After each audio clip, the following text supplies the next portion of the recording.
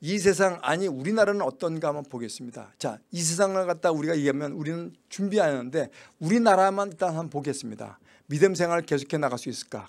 과연 주체사상이 들어오면 만약 우리가 통일이 되면 주체사상이 들어오면 우리 교회는 존속할 수 있을까? 정치, 경제, 사회 문화는 어떻게 될까? 왜 우리 이 모양이 될까? 한번 하나씩 한번 우리가 한번 보겠습니다. 자, 올 한 해 북한 문제와 관련해 가시적인 성과는 미북 정상회담이지만 실제 북한의 비핵화는 진전이 없었다고 전문가들이 평가했습니다. 북한이 주장하는 비핵화는 과거와 달라지지 않았다는 겁니다. 김칸희 기자입니다. 도널드 트럼프 대통령과 북한 김정은 위원장이 싱가포르에서 만나 비핵화를 논의한 것은 큰 성과로 꼽힙니다. 한 번도 만나지 못한 양국 정상이 비핵화를 톱다운 형식으로 다뤘다는 점을 주목할 만하다는 것입니다. No other president other than President Trump, I don't think could have done what's been done. And we can characterize them as unconventional, experimental, top-down diplomacy. 그러나 회담 후 북한이 약속한 비핵화 조치는 미미했다는 평가가 이어집니다. 풍계리 핵실험장 폐쇄와 동창리 엔진 시험장 폐기는 검증 없는 북한의 일방적인 조치였으며 비핵화 시간표도 제시하지 않았다는 것입니다. They were done without international inspectors. They were done without being a part of a comprehensive agreement where both sides have identified what each side should do. And North Korea had done those steps unilaterally and then demanded some kind of reciprocal action for them. 이어 북한은 비핵화를 위한 구체적 조치 없이 종전선언과 제재 완화를 상응 조치로 요구하며 버텼다고 지적했습니다. 실무회담을 거부하고 미북 정상회담을 통해 큰 양보를 얻으려고만 해 상황을 더 꼬이게 했다는 것입니다. The U.S. under Mr. Trump insists that the important decisions can only be made at the very top. The North Koreans have no incentive to engage at the working level. 싱가포르 회담 이후 제재를 느슨하게 했던 것은 미국의 실책으로 지적됐습니다.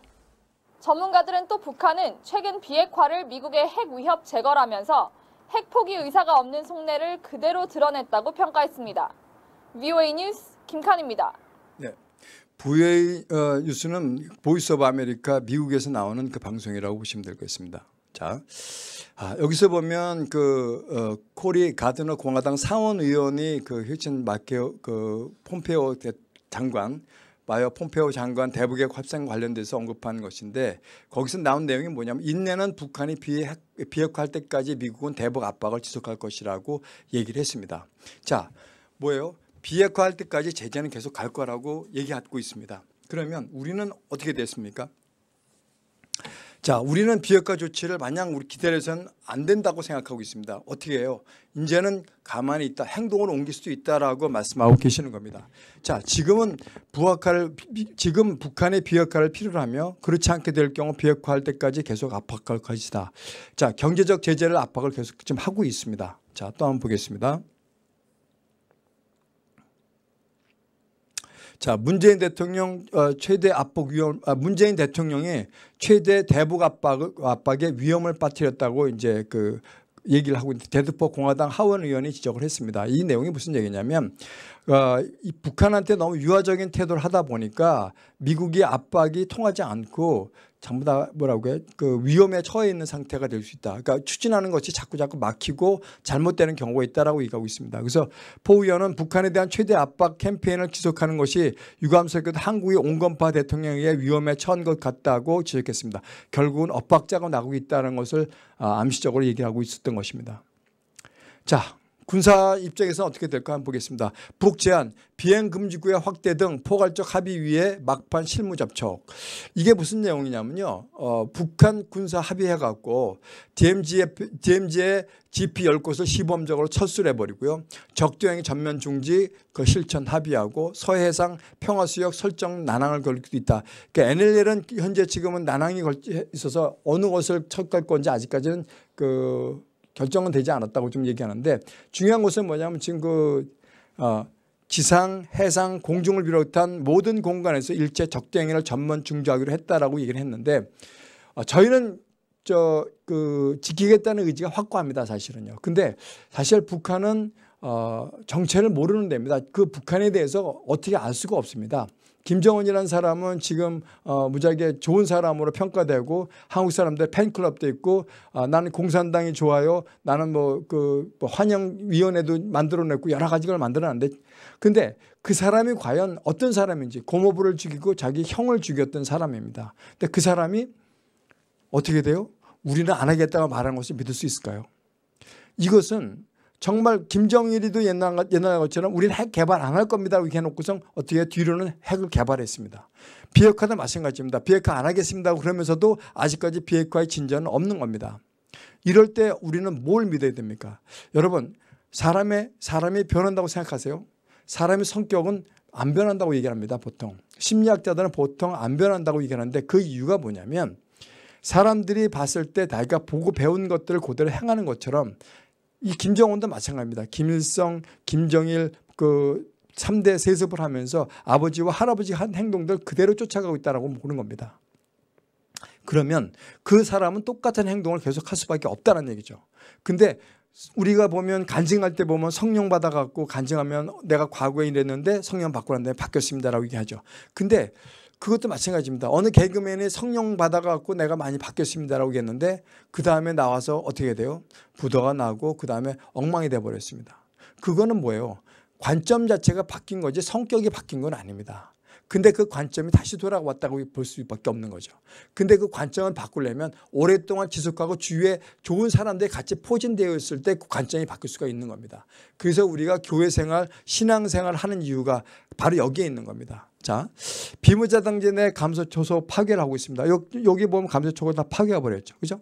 이런 식으로. 요걸 전부 다 파괴하고 같이 이렇게 폭파하고 같이 폭발하고 시키는 식으로 파괴를 해버렸습니다. 자, 재활용을 할 수 없도록 기능을 마비하고 완전히 제거해버렸죠. 근데 과연 이것이 무슨 의미가 있을까? 과연 지키지 않으면 어떻게 할까? 대포동 미사일이나 그다음에 우리가 그 포를 갖다가 개성 지역에서 우리 서울을 향해서 다 있는 그것은 포는 전부 다 어떻게 했을 거? 우리 비행 금지 구역이 됐기 때문에 그걸 알아볼 수도 있고 확인해 볼 방법도 없습니다. 그럼 과연 우리는 어떻게 해야 되는 건가? 우리는 생각해 볼 필요가 있다고 좀 봅니다. 자, 그다음에 어저께인가요? 어저께 30일 날 김정은이 친서가 왔다고 무지무지 좋아한 이런 내용이 나왔습니다. 자, 청와대는 30일 오후 북한 김정은 국무위원장이 문재인 대통령에 보내온 친서를 일부 공개했다. 청와대는 친서의 직접 공개는 정상 외교에서 외교 관례에 어긋난다며 표지와 일부 내용만 공개한다고 밝혔다. 자, 뭐냐면 올해 답방을 한다고 했는데 답방은 안 했죠. 그래서 그거에 대한 어떤 그런 깜짝 선물이라고 할까요? 근데 여기서 보면 중요한 게 뭐냐, 우리가 얼마나 노력하냐에 따라서 서로의 마음을 열릴 것이라고 얘기했는데 지금 문제는 이렇게 얘기합니다. 자, 김정은은 문재인 대통령을 그렇게 또 같은 레벨의 사람으로 평가하지 않는다고 얘기하는 것들이 많이 나왔습니다. 그 이유가 뭐냐면 내가 너를 만나줬는데 너 세 번 중에나 만나줬는데 네가 해놓은 게 뭐 있어? 그럼 경제 제재 같은 거 풀려야 되잖아. 왜 이런 거 안 풀어? 라고 생각을 한다는 걸 갖다 제가 들은 적이 있습니다. 그래서 그럴 수도 있겠다. 왜냐하면 존엄이거든요. 존엄.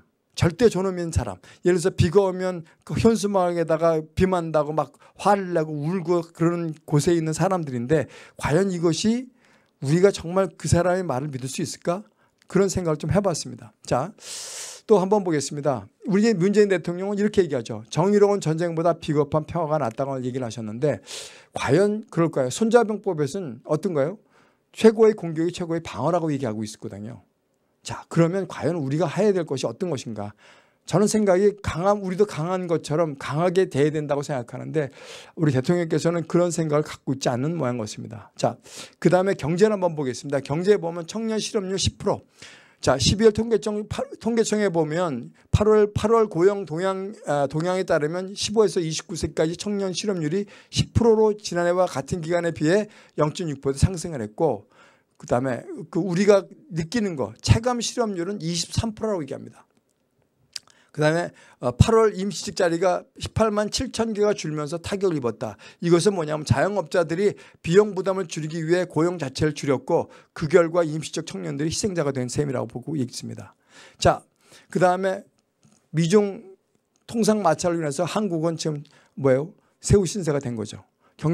한국 경제 찬바람. 그래서 한국 수출의 36.8%가 8%, 수입의 29.9%가 중국과 미국의 상대로 이루어진다. 세계 평균보다 미중 의존도가 높다. 지난해 중국에 1,421억 달러를 수출했는데 그 가운데 중간재 비중이 78.9%에 달하는데 우리의 수출의 78.9%가 어떻게 되어 있습니까? 중국에서 갖고 오는 거라고 보시면 됩니다. 자, 미중 무역 갈등의 부진한 내수, 여기에 불확실성까지 덮치며 제조업 부진이 계속되고 있습니다. 문을 닫는 공장이 늘어나면서 공장 가동률이 외환위기 이후 최저 수준으로 떨어졌습니다. 김환진 기자입니다. 인천 남동공단의 한 자동차 내장재 업체.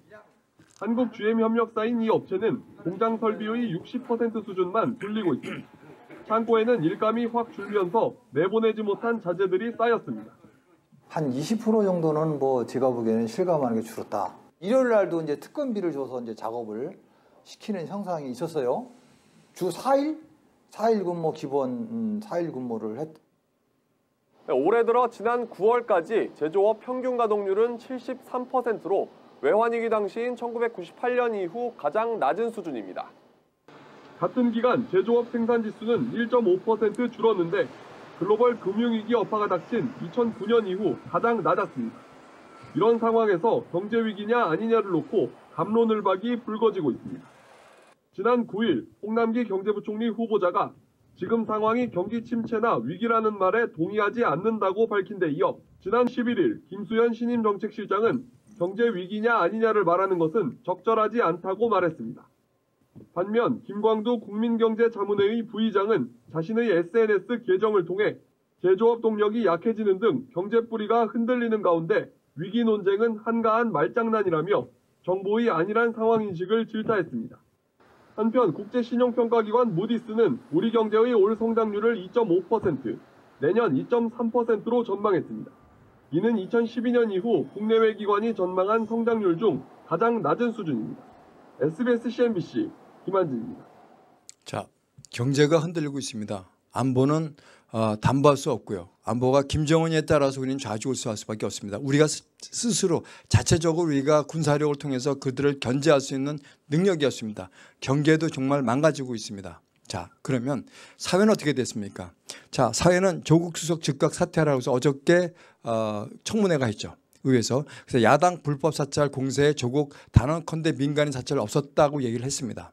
자, 여기서 보면 환경부 블랙리스트 문건 신 환경부에서 뭐냐면 블랙리스트가 있었는데 이 사람들은 쓰지 말아라, 이 사람들은 퇴출시켜라 라고 이런 것이 나왔는데 결국은 처음에는 부인하다가 나중에 나중에 그 시인을 했죠.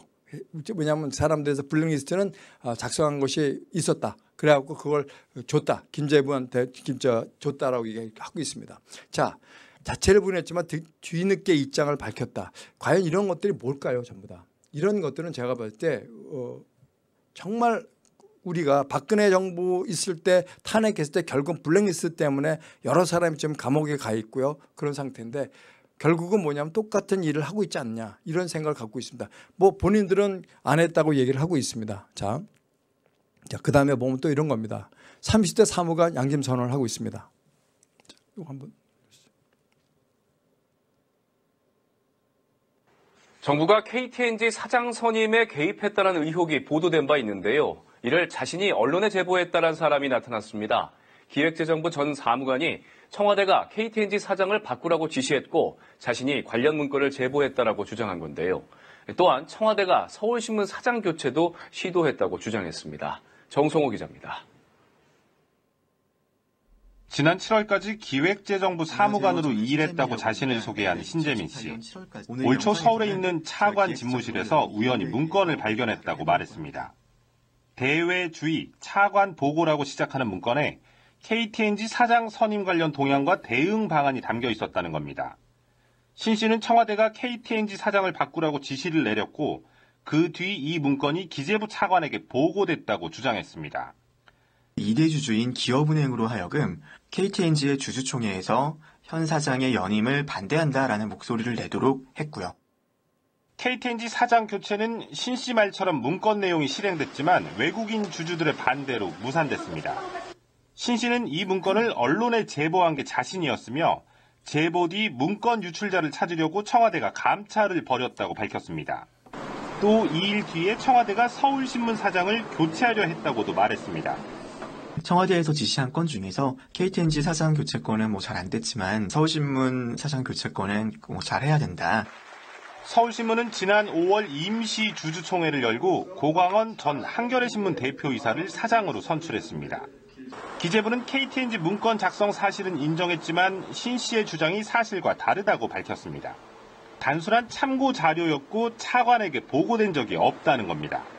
교체를 반영을 할 수는 없죠. 근데 이제 그게 현황 파악을 해야죠. 담당과에서 동향 파악 차원에서요.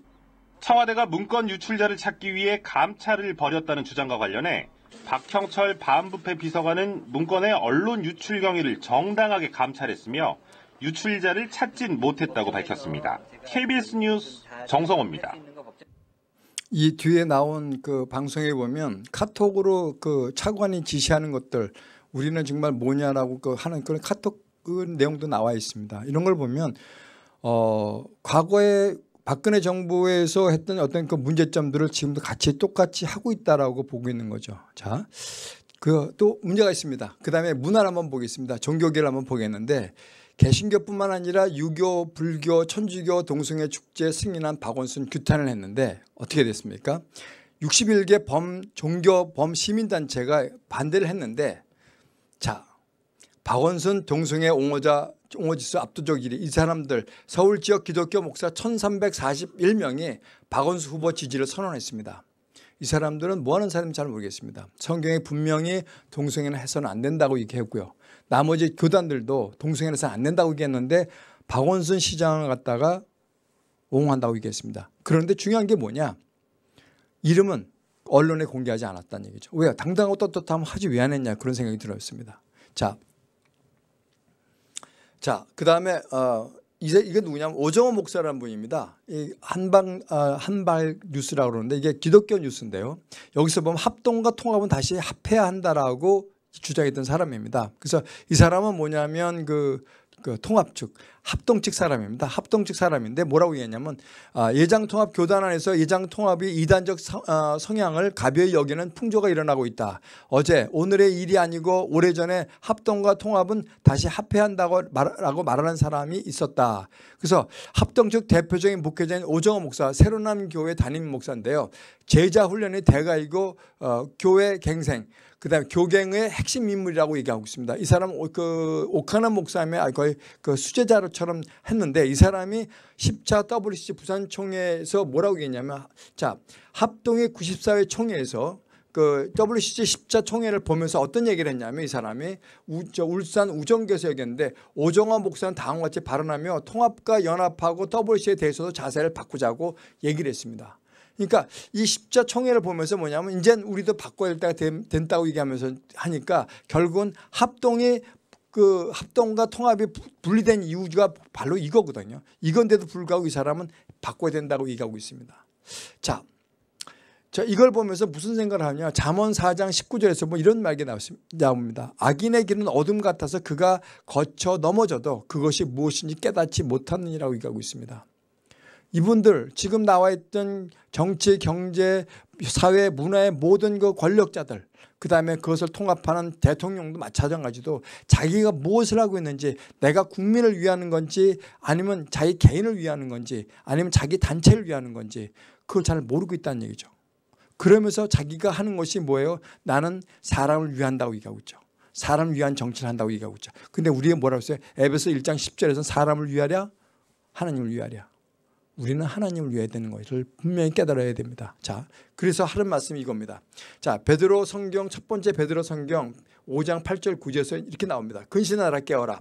너희 대적 마귀가 우는 사자와 같이 두루다니며 삼킬 자를 찾나니 너희는 믿음을 굳건하게 하여 그를 대적하라. 이는 세상에 있는 너희 형제들도 동일한 고난을 당할 줄을 알미라. 뭐라고 얘기했습니까? 삼킬 자를 찾고 있으니까 깨어서 기도하라고 얘기하고 있습니다. 자, 말씀을 대충 정리하는데요. 여기서 보면 4장 8절 이렇게 얘기합니다. 형제들아 너희는 어둠에 있지 아니하며 그날이 도둑같이 너희에게 임하지 못하리라고 얘기했습니다. 우리는 어떻게 해요? 구별된 삶을 살고 있던 성도들은 이것은 믿는 자와 재림을 기다리는 자입니다. 재림이 있다고 생각하는 사람과 없다고 생각하는 사람 차이가 있는데 재림이 있다고 생각하고 정말 구별된 삶을 사는 사람들은 너희들은 어둠에 있지 아니하며 그날이 도둑같이 너에게 임하지 않을 거라고 얘기하고 있습니다. 그러면서 하는 얘기가 너희는 다 빛이 아들이요 낮이 아들이라. 우리가 밤이나 어둠에 속하지 않으니 그러므로 우리는 다른 이들과 같이 자지 말고 오직 깨어 정신을 차릴지라. 그러면서 하는 말씀이 자는 자들은 밤에 자고 취하는 자들은 밤에 취하되 우리는 낮에 속하였으니 정신을 차리고 믿음과 사랑의 호심경을 붙이고 구원의 소망의 투구를 쓰자라고 얘기하고 있습니다. 자, 우리는 어떻게 해야 됩니까? 우리는 믿음을 갖고 살아야 된다는 것을 여러분 분명히 알고 그 다음에 구별된 삶을 살아야 된다는 생각을 갖고 있습니다.